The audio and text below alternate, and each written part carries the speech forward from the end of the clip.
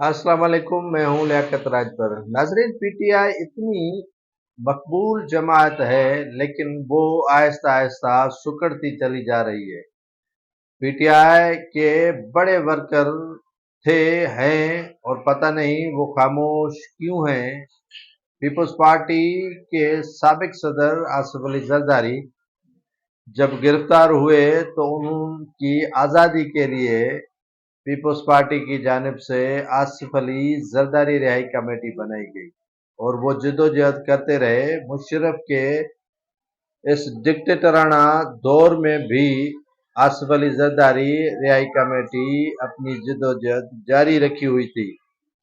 आसिफ अली जरदारी को जब जेल से रिहा किया गया तो आसिफ अली जरदारी रिहाई कमेटी फिर भी कायम थी, क्योंकि इनको पता था कि चंद माह की रिहाई के बाद फिर दोबारा आसिफ अली जरदारी को जब गिरफ्तार किया जाएगा तो ये जद्दोजहद वो जारी रखेंगे।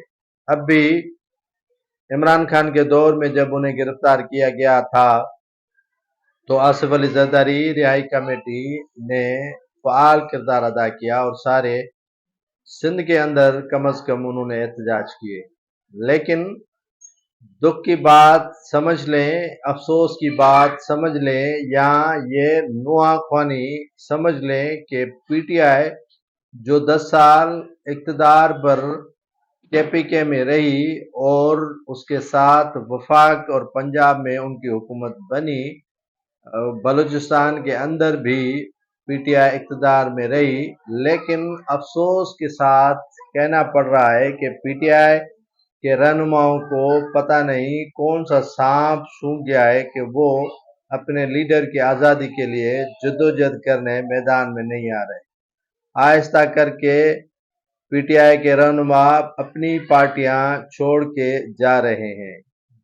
शेख वकास अकरम जो जंग का साबिक एमएनए और मुशर्रफ दौर में ममलकती वजीर रहा, उन्होंने बड़ी फुर्तियां लगाई थी, लेकिन वो भी खामोश हो गए।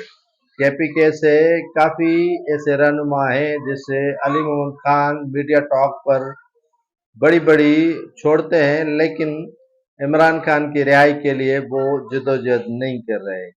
दूसरी जानिब मुराद सईद हो या जो दीगर जो आफरीदी हो, काफ़ी ऐसे शहरियार आफरीदी हो, काफ़ी ऐसे रहनुमा हैं जो लीड कर सकते हैं, लेकिन पता नहीं किस वजह से वो ताहाल मैदान में नहीं आ रहे। गिरफ्तारियां होती हैं और गिरफ्तारियों के साथ साथ